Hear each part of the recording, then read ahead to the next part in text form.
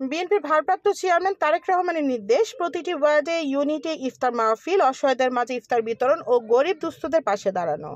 বিএনপির কেন্দ্রীয় নির্দেশনায় গতকাল 13ই রমজান ঢাকা মহানগর দক্ষিণ বিএনপির 39 নং ওয়ার্ডের জয়কালী মন্দির ইউনিট বিএনপির উদ্যোগে 1000 অসহায় দুস্থদের মাঝে ইফতার বিতরণ করা হয়।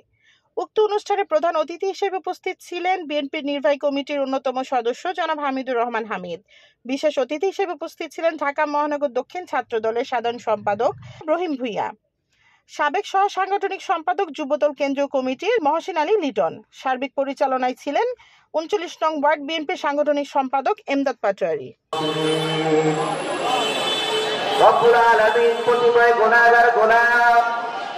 গোনার বোঝার মাথায় নিয়ে ইফতারির এক মুহূর্তে আপনার মহান দরবারে হাত উত্তোলন করেছি।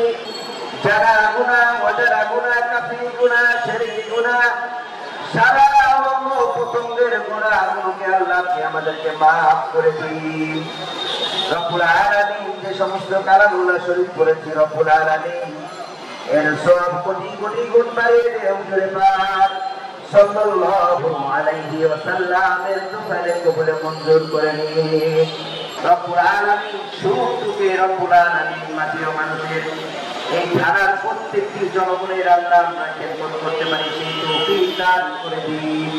রব্বুল আলামিন আমরা যারা হাত করে আমিন আমিন বলতেছি, রব্বুল আলামিন আমাদের প্রত্যেকের মনের নেক বাসনাগুলো পুরো করে দিন। রব্বুল আলামিন যার যে হাজত রয়েছে আপনি আপনার গাড়ি খাজান থেকে আল্লাহ ব্যবস্থা করে দিন। ইয়া রব্বুল আলামিন সামনে এই কয়টি রোজা রয়েছে আমরা সুন্দর মতো রাখতে পারি, আল্লাহ আপনি সেই তৌফিক দান করে দিন। আল্লাহর অনুষ্ঠানকে আল্লাহ আপনি কবুলে মঞ্জুর করে নিন।